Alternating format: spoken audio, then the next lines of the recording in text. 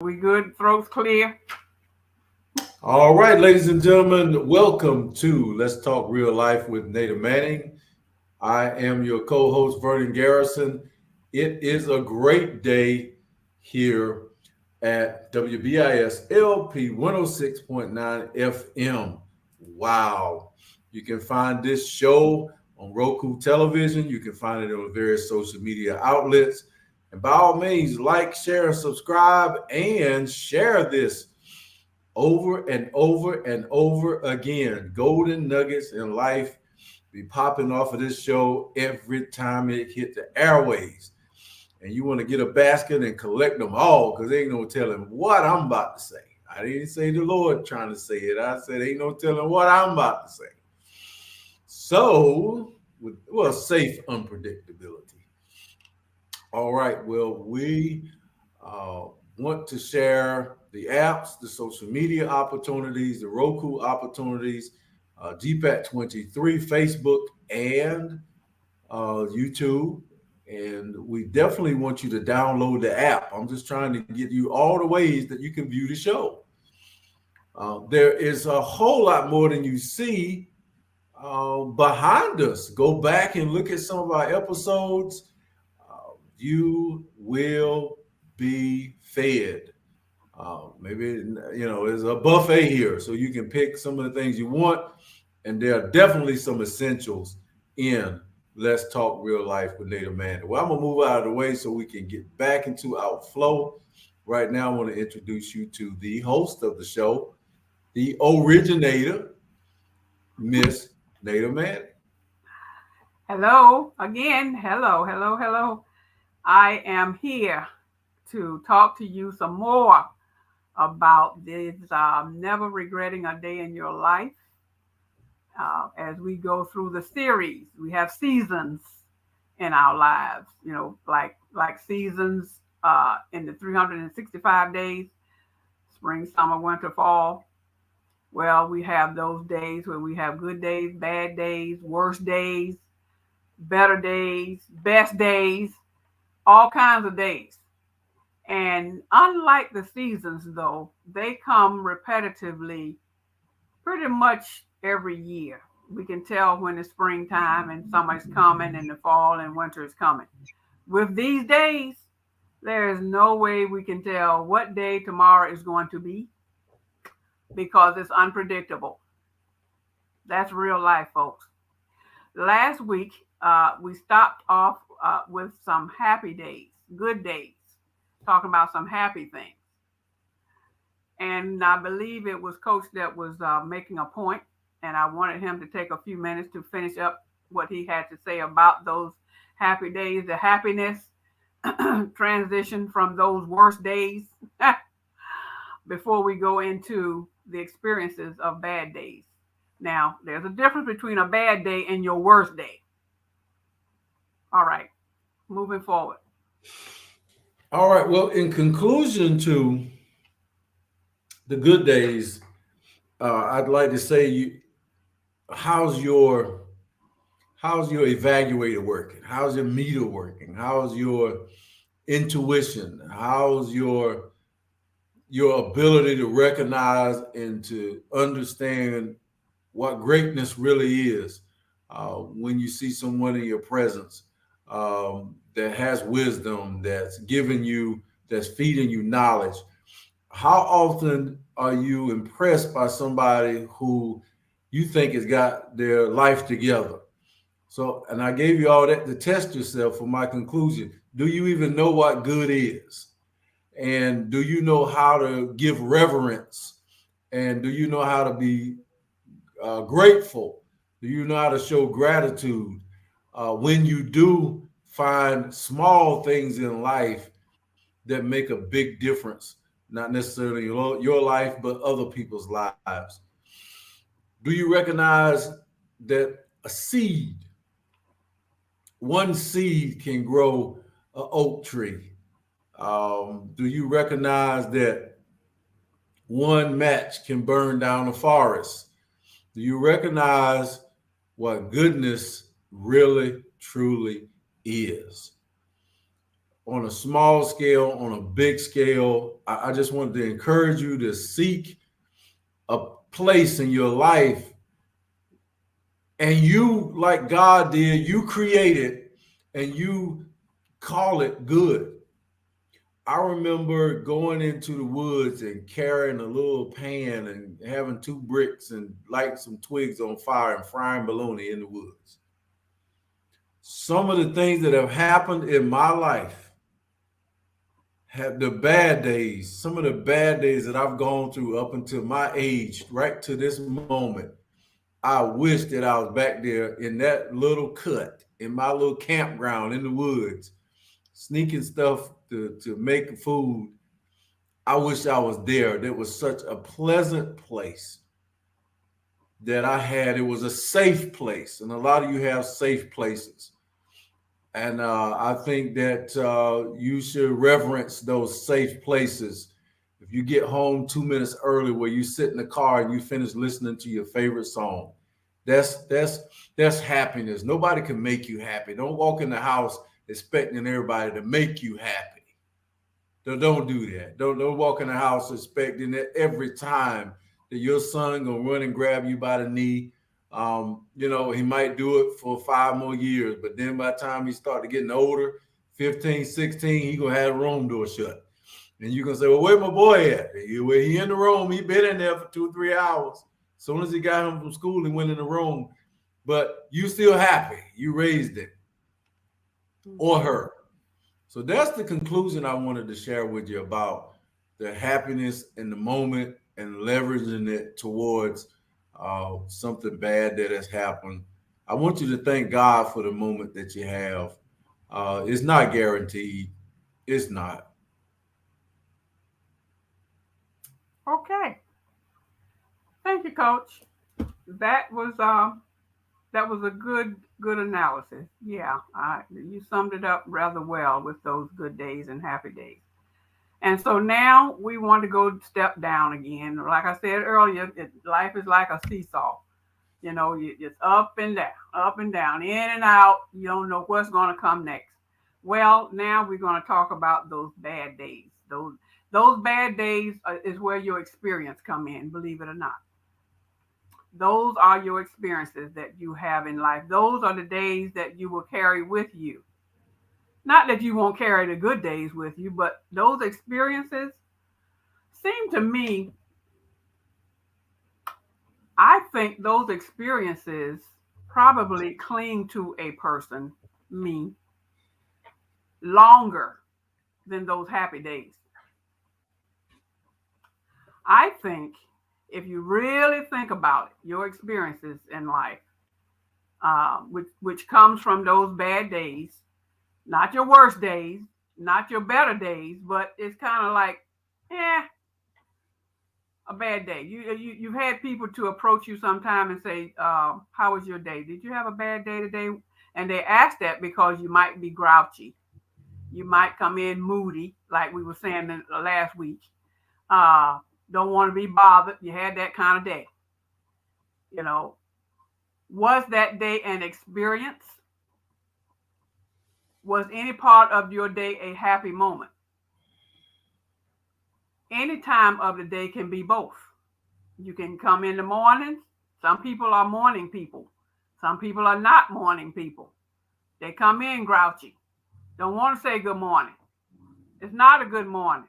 What's good about it? Well, you're here. Yeah.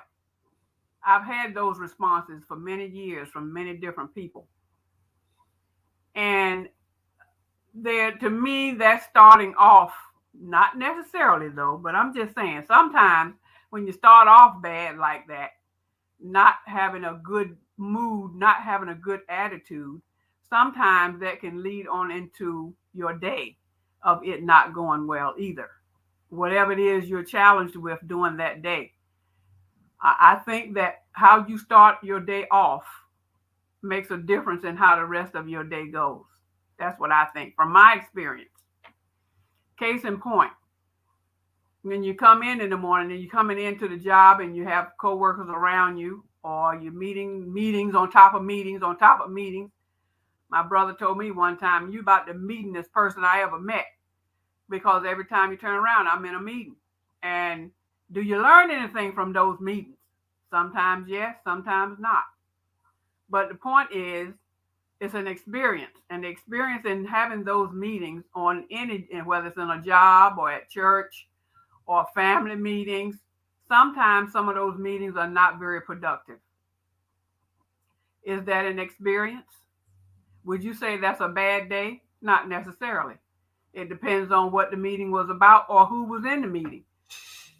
Sometimes the people that's participating in the meeting can make it a good or bad experience. But what are you learning from that experience? That's the point. What will I learn from that setting of 3 or 4 people, or one person, the manager or the supervisor or the chief, the colonel? What am I learning? What is my experience in that interaction?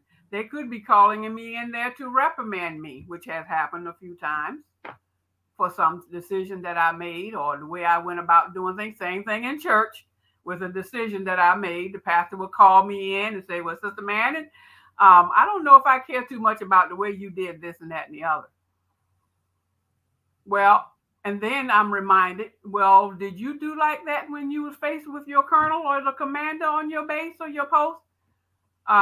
Sometimes it depends on what the situation was. And even though they're up there above me, there's a way to approach it. So that experience makes it a good day or a bad day.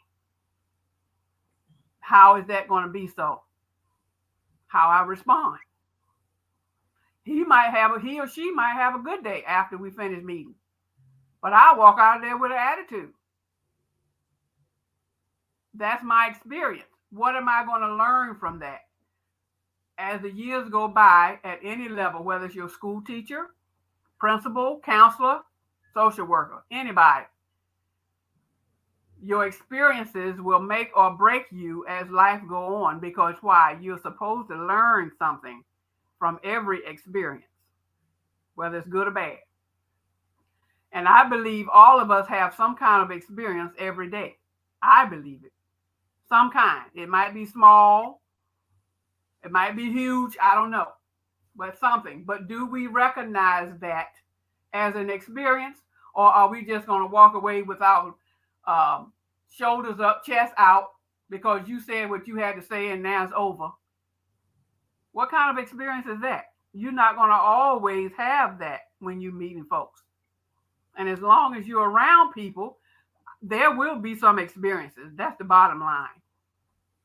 Those experiences can make you have a good day or a bad day. When you go home at the end of the day and you look back at your whole day, what are you saying? Was it worth your day? Whether it was worth it or not, you lived it. Now it's up to you what you're going to make of that day. That's what I'm saying about the experiences. Bad days, to me, are the experiences that you have each day. What do you make of it? Where are you going to go with it? What are you going to do the next time you're faced with something? Because something is going to come up again. Trust that. Because that's the way life is. We talking real life here. I am your host, Nada Manning. And real life issues is exactly what we talk about. As I said last week, nothing made up. It's the raw truth. And some of us know it all. Coach? Two things. Proverbs 12:15, the way of a fool is right in his own eyes, but a wise man listens to advice. Amen. The first part of that. Now, I don't call people fools. I don't try not to even say words like, oh, you're stupid. Don't you think that was dumb? You're an airhead. You're this. I try not to call people names that can label them. And for doggone show, don't call kids that, things like that. Don't call people absent-minded. Don't. So when the Bible said right there, the way of a fool, it didn't call this person that or this event that it didn't call him a fool. It said the way of a fool. That person is a fool. Is right in his own eyes. I think that if you're wrong, sometimes that don't make you a fool. Okay, that means you were just wrong. So this right here got to have a whole lot more context to it because it said the way of a fool is right in his own eyes, but a wise man listens to advice. So I think the highlight of that scripture was the wise man listens to advice, the breath of fresh air that you should seek wisdom and be a wise man rather than be a fool. I think that this is not a person that, man, I look like a fool when I did that. This is not something everybody's laughing about. This was somebody that was a fool, and he was right in his own eyes, and everybody trying to tell you to stop. Hold on, man, hold on, and you keep right on going. You just know you right. You keep right on digging. You keep right on digging a hole, and you're digging a hole, and you sinking down in the hole that you're digging, and you think you're throwing the dirt out of the way, but you're throwing the dirt on, somebody else. Yeah. So the second one, that's the first thing. The second one is positive here because you are talking about people who have experience and how experience teaches us. Once you realize you lack knowledge, you try to go to school, you go to college, you try to get knowledge, you Google something, you do whatever. But where in the world do you go when you realize you don't understand something and you like wisdom? Do you go to TikTok? Every now and then you'll get a break, and the TikTok man will be in there. 5 things that you should know that will shape your life. Number 1, a man does this and does that and blah, blah, blah. And then you go down the list, and you feel like there's some gold nuggets, there's some wisdom. But the Bible says that if any of you lack wisdom, let him ask God, who gives generously to all without reproach, and it will be given to him. Simple instructions. If you need something below the principles of God, then you can come ask me. If you come ask me something huge about wisdom and all that, I can give you some good pointers. Now, on the godly level, I can just read to you like I'm doing right now because I'll be trying to reach this level right here. What the point I wanted to make is whether you feel like you lack wisdom and understanding or whether you feel like you are a straight FOOL, ask somebody for some help. Ask God Almighty. Ask me. The thing that I don't like about people when they ask is they be like, oh, I'm asking for a friend. Or I'm asking, I already know that part over there. I just need to know this part. I already know this right here. And I can tell right away they just don't want to feel like they're not smart. If you're going to be humble, ask the whole question. Humble yourself, submit yourself. My voice going too high. Humble you because your voice, my voice. You humble yourself in the tone of your voice, in your body language, and go ahead on take it. Because you didn't know, and now you're gonna be, well, I knew that part. Yeah, I understand that part. And you're trying to chaperone the person that you ask for some knowledge or some wisdom. You're trying to chaperone them and how to tell you so they won't make you feel or talk to you condescending, which is a choice that they make, or make you or look at you like you should have known to start with. Oh, what type of question? Why would you ask me that? You raise your hand and you're like, okay, there are some dumb questions that do come out of people's mouths, and I'm not going to be one of those people. So you ask an intelligent dumb question. What's the difference? Okay, I already know if you ask me a question and you start giving me these preferences, you giving me these areas that you want me to explain that you don't want me to feel like you were unlearned or not prepared. I already know you ain't prepared. But it's better if you're going to ask God something in private, say, God, I don't understand. You do it that way. Come to me the same way. Look, I really don't understand what's happening here. Sincerely. Don't come to me investigating just to see how much I know. And for heaven's sake, don't do the color struck thing. It just happened in front of me the other day. It happened to me twice a year. Somebody will come to me, and I'm just going to lay it out because it's real talk here. They'll ask me a question, and I'll give them an answer. But then they'll go ask the white guy the same question, and they'll do what the white guy says versus acknowledge that they got the question from me. There's some imperiology of self-hate going on. You don't want to ask the black man the question, or if you do, you're not giving the weight. But me and my boss used to play that all the time.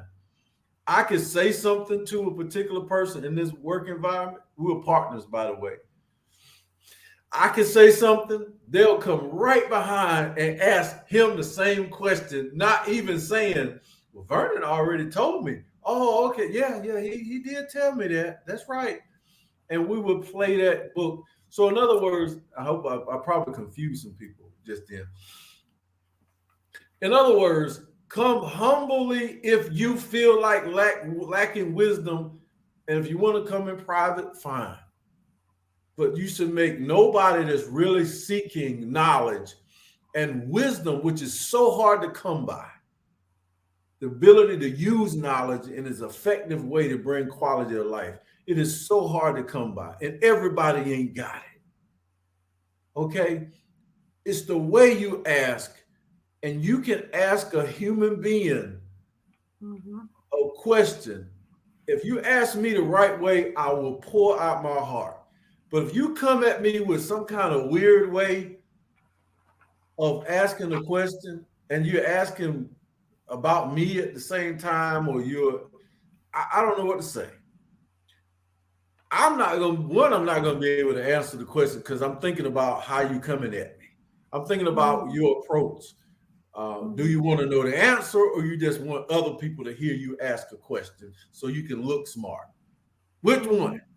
Which one do you want? You want to stand up in class and say, well, what about the numbers here? What about the numbers there? And what about this? If you are scheming, if you're perpetrating, we're going to know that the class going to know we went over that question yesterday when you weren't here. But you think you asking a new question, and we done went over that 3 chapters ago, and you just look crazy anyway, but you're trying to dress it up. But if you were to ask the question of humility, the people would say, oh, yeah, we just went over that. Before you stand up and ask that question, here, take my notes right here. Let me update you on where we are so that you can be in season with the tempo of the class, and you won't be standing up there trying to look like a Harvard scholar and you behind, or you didn't do your homework, or you were talking when the teacher was talking and you didn't hear the answer and they already said it. So how to approach God, I can't speak for God. I can speak for me. Approach God the best way you know how. But he says he will give wisdom to you generously without reproach, and it will be given. Approach him wholeheartedly, and you can get some answers. And then you will not be having to learn from experience in everything. You be 50 some odd years old and you just learned what I learned. I should have learned a lot of things way before now. And we all should. We all are like that. But I had to do something, and it took me on a track that lasted 10 years, 5 years, 7 years, 3 years, and now I'm just doing it. I can go along with that with my own example. I think we all can, because we want to do it our way, because we think our way is the best way. And I can say that an experience. And I have suffered the consequences. And that's when I was in high school and had a 4-year scholarship. I might have told this story before. Had a 4-year scholarship to go anywhere I wanted to go. But no, didn't want to do that. I disappointed my family so badly because they had high hopes for me. I was not feeling to continue to go to school. I got my high school diploma. I was done. That was some hard 12 years to me. Although I had good grades, obviously, that's how I got a scholarship. So what do I do instead? I get married. Ooh. Oh, don't you do that, girl. My grandparents called me gal. Don't you do that, gal. You got a 4-year scholarship to go to college wherever you want to go, and you want to go get married. What? Not everybody gets a 4-year scholarship. We're talking in the 70s now. Mm-hmm. Not everybody gets a 4-year scholarship. What's wrong with you? I was in love. That's what's wrong with me. I was married. I was not pregnant. Let me just put that out there. I did not have to get married. I chose to get married because I'm grown. I'm 18 now. Y'all can't tell me what to do anymore. So I go on to get married. The marriage didn't work out too well in the beginning. Well, it did in the beginning. I said about the first 3 or 4 years, it was okay. I had my first child when I was into the marriage about 2.5 years before I got pregnant. That should have been a sign right there. You shouldn't have been doing it in the first place, Missy. But no, the scholarship gone now. So my experience is, now, I would say yes, there were some bad days that ended up during that transition because I was now with child. And I was really faced to do things on my own kind of for a while because, my husband and I was kind of rocky. But we kept trying and kept trying and kept trying to make it work out because that's what it's all about. You don't just give up and jump ship just because it didn't work out the first time. You try to work things out. So that experience let me know that I wasn't as grown as I thought I was. And of course, there were a few people, I told you so, you wouldn't listen to me. So now what you gonna do? So that bad experience led up to some, that experience led up to some bad days, but I can't blame anybody but myself because I did not have to do that. Call myself being grown and I cut off what they call that old saying, you cut off the foot to spare your face. Something, whatever that way. Oh, cut your nose off to spite your face. Right. So having done that, that experience allowed me, in spite of what had happened, I grew up. I had to grow up really faster than I would have had I been in school and college. I wouldn't have had that kind of responsibility. I ain't had to pay nothing. Just go there and pass grades every semester. That's what it should have been. That was the easy road if I had taken that path. But since I didn't, Missy, you suffer the consequences. So that's what I did. That bad experience, that choice, led me to grow up to be a different kind of person because, again, I had to grow up because I had more responsibility now besides my husband and me. We now had a child. So that led me to be more responsible. It wasn't about us anymore. So that I just wanted to share that little bit about the bad days and experiences that we have. There were worse days. There could have been worse days. Things can always be worse. Like I said last week and the week before, things can always be worse. But a bad day is a bad day. Excuse me. And having said that, what we learn from these experiences is what's key here. Now that you've made the decision, now I'm not just talking about me now, I'm talking about all of us. Now that you have made this decision to stick it out or not, what will you learn? What do you expect to learn from that experience? Because that's what experiences do. It's all about learning. One thing I learned from that choice I made is like I said, I wasn't as grown as I thought I was. And any decision that we make in life, we have to accept the responsibility for it. When we grown, when we are over 18 years old, we are not under mom and dad thumb, then we have to make decisions on our own. Sometimes now, some parents hold us closer so that we won't make those bad choices and those bad experiences won't come to us. That's what they try to get us. But all responsible parents do that. Don't want you to have to suffer like I did. Don't want you to make the same mistakes that I made. Because this is what happened when I did such and such and such. And sometimes some of us say, well, that don't mean it's going to happen to me like that just because that's the way it was with you. This I know, child, but I'm just letting you know the possibilities. I want you to listen to me and read my lips. Look me in my eyes and read my lips. And so when stuff happens, then you have to move forward with what you got. And look at your own choice that you make. You're either going to grow from it or you're not. Yes, sir. I got something here. Wisdom is with the aged, AGED, and understanding in the length of days. Some things you're not going to get because you ain't ready for it. Right. The things that you got that you weren't ready for, you don't know how to use them. And that's a little bit about what you were saying there about the marriage. Wasn't wrong with getting married, but it was something that became wrong with it because there's something didn't work right. Right.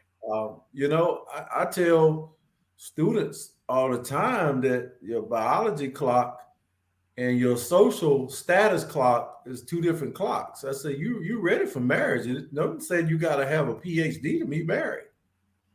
Okay, you putting off a family because you want to get things right financially. Those two don't match. God called you to a family, and if you 20 some odd years old, don't be leveraging holding your children back because of a book. But if they're doing it through wisdom and they're doing it through family planning, in which kids that they try to intellectually think everything out, and still steady technology is increasing and book smarts is increasing and degrees and PhDs, and the family is decreasing. Nobody stay home and eat together no more. Once that child get in high school and he start going to basketball practice by himself and driving his own car or her own car, it's a wrap. He ain't coming home to eat dinner after school. He gonna stay after school for practice, study groups, blah blah. It's you done. I'm gonna say this. I'm gonna be mean. We done lost our children when they get in high school. So preparation for getting married, I say kudos for you doing it. You might have just whatever he had to do to influence you. I ain't gonna say it was all wrong, but it went all right because what I just read is wisdom comes with age, and now you look back and see that it wasn't in wisdom. And understanding in the length of days. So that means like if I'm a football coach or I'm a life coach, once I teach you something, it's going to have to come to you. Yeah. You could go around saying, I know the answer. I know the answer. Every time the teacher, somebody's got a problem, you are the guru of the office. Well, I think you ought to do this. I think you ought to do that. You on bit more no. You sending people into destruction. Well, your husband say that he don't love you, or your wife say that she got to be cheap. Your wife say you to go off and hang out with the guys. Oh no, she doing something. So whoever this office counselor is, or this coworker or this person at church that claim they got the biblical counseling gift. You can get some knowledge, but wisdom come as you get older. And not only that, once you understanding come with the length of time that you have this experience. It's no TV dinner. It's nothing you can buy at McDonald's. It's nothing you can get in 3 minutes about God's love and how he can redeem you from going wayward and doing all the weird things and experiences. They were already there. Traps were already laid for you. Traps were laid for me that you walked in. Mm-hmm. You want to get ahead of me and get in there so quick and go so fast that you stepped in a trap that was set for me. That sounds like something one of them national pastors might say, or T.D. Jakes or somebody. All right, go Vern. But yeah, something you never heard before. But yeah, and they be making that stuff up sometimes. They ain't hearing all that from God. Anyway, I'm gonna quit messing. But yeah, I was literally messing. So understanding this process called experience is you becoming an adult. You ever seen them little children? They be 3-year-old, 3 and 4 and 5 years old, and they act like they 25. Yeah. They got act a lot like it and talk like it too. Yeah. Act like it. Got a little top hat on, glasses, shades. And don't forget the conversation. They can talk about subjects and say words they can't even spell. That's right. Yeah. You think you got some of the greatest problems in life, you're going to go to one of them 2-year-olds and ask them what to do? Them 5-year-olds, just because they can sing and dance and act and remember everything, spell every word in the dictionary and other languages too. Do you think you can literally get counseling on substance abuse, marital issues? Do I take this job or do career advice? Absolutely not. From a 2-year-old or a 5-year-old, no.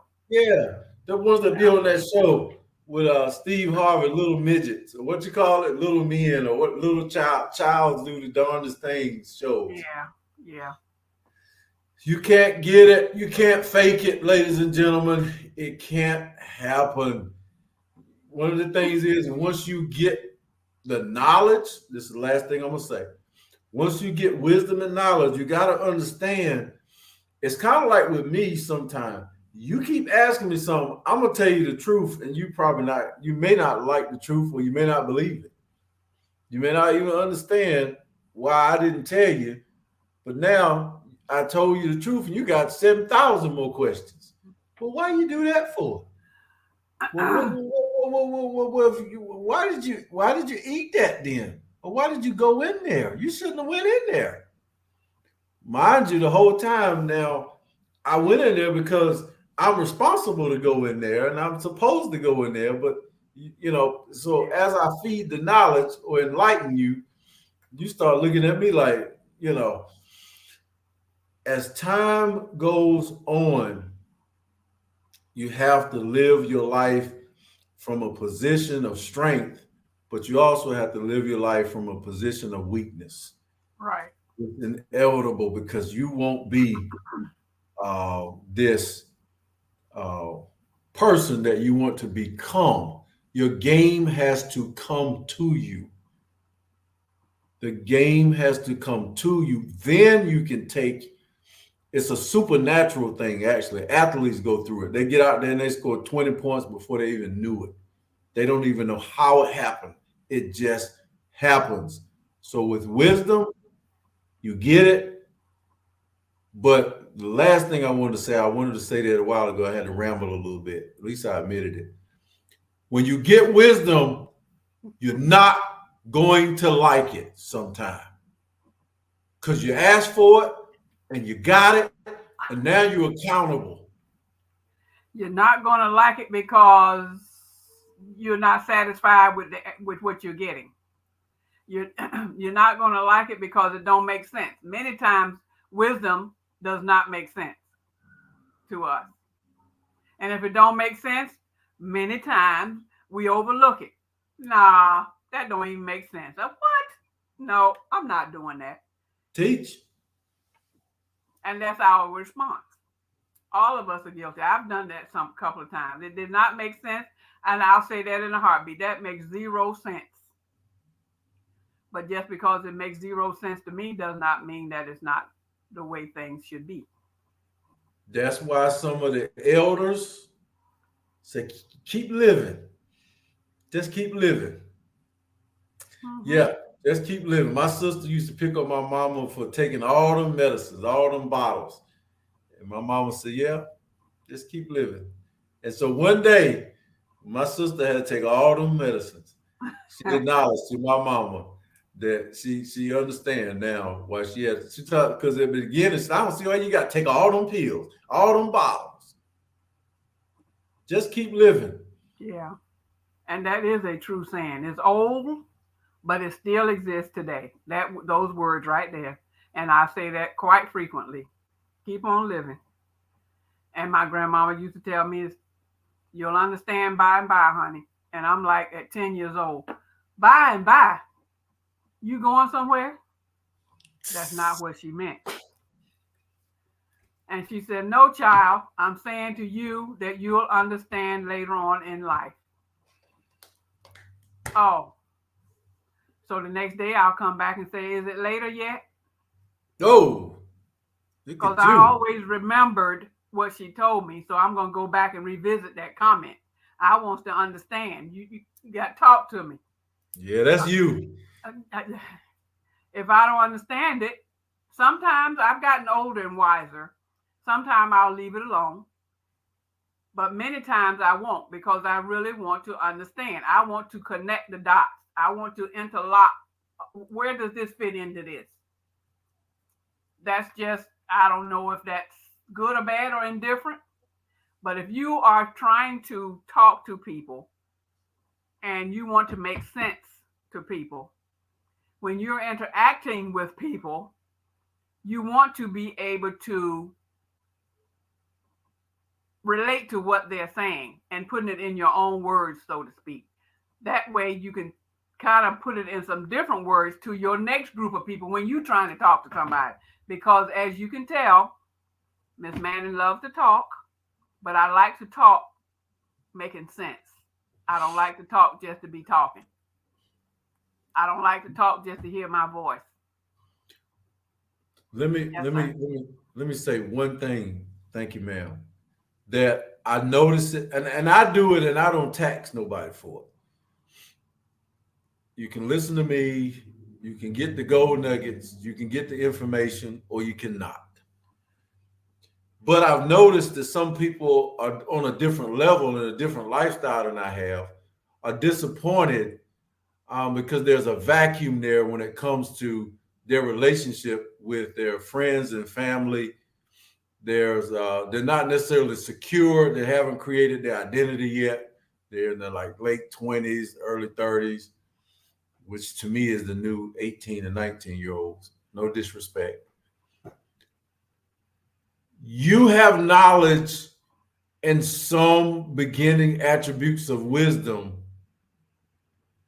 and talents and smarts and gifts. The thing that I would say early in your late 20s to those people that's listening, when you get that knowledge, you have to learn to let people ask for it. Now you have to because say that. That's where the so what now?